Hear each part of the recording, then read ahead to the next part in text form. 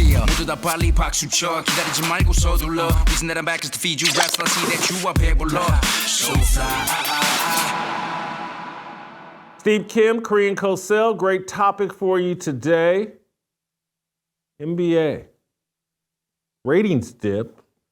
Small ratings dip from a year ago, but NBA regular season ratings are headed the wrong direction. I think it's obvious.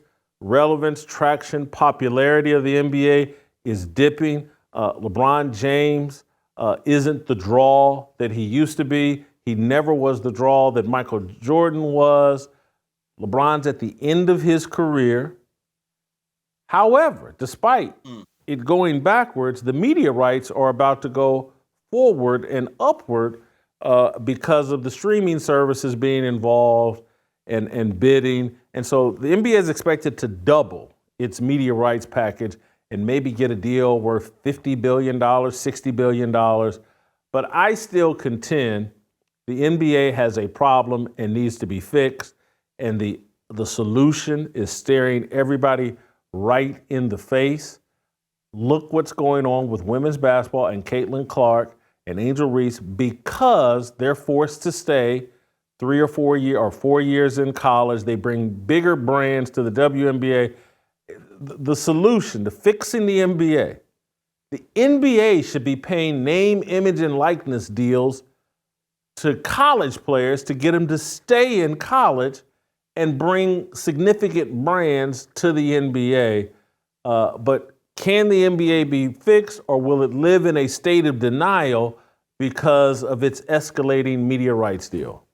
Look, I think that genie's completely out of the bottle.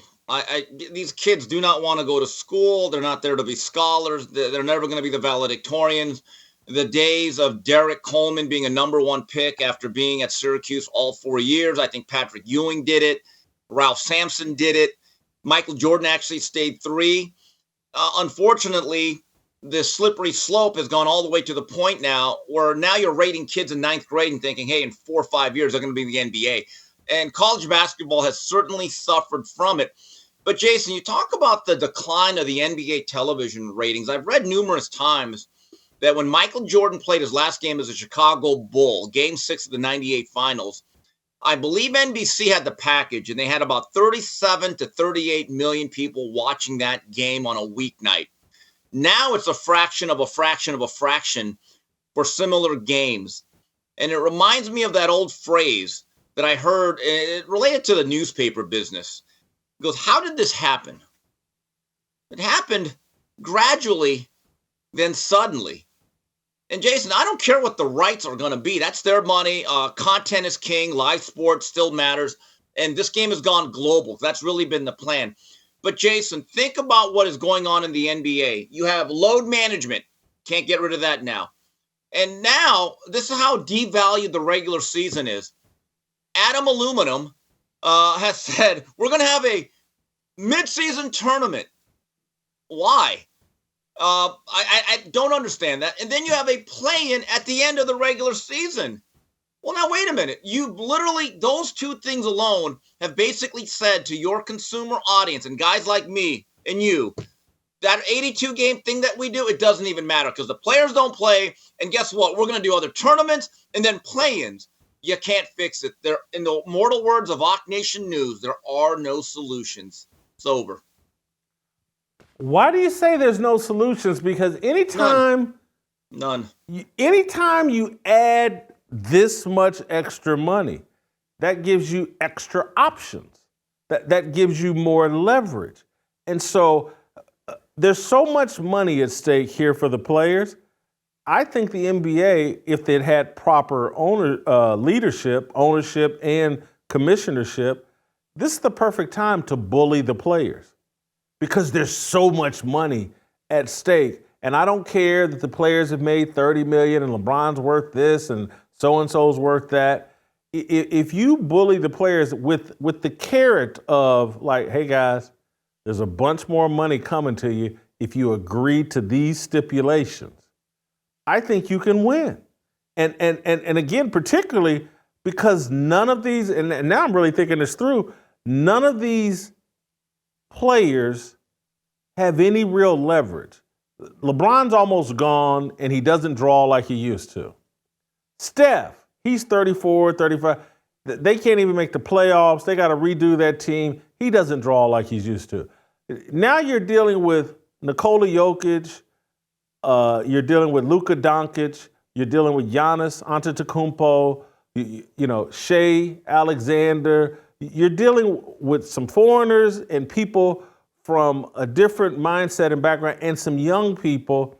And they can all be replaced with, if you force something on these guys, you got enough money where you can be the NIL people that keep the 15, 20 best college players in college, your number one draft picks, so that you can get this buzz back. That if Caitlyn Clark and Angel Reese and whoever these other girls are, if they can draw that type of buzz in the WNBA just because they stuck around for 4 years, just think what a group of high-profile male basketball players, the kind of buzz they could bring back to the NBA draft and just bring back to the NBA. The NBA is actually in position. Now, I think they got poor leadership. I don't think they'll do it. But they're in position where they could actually bully these players and fix the game.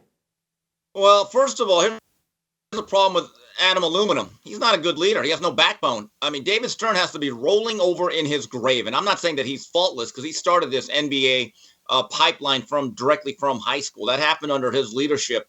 But look, could the retirement of LeBron help things? Yes, because he's an incredibly polarizing figure for as good as he's been.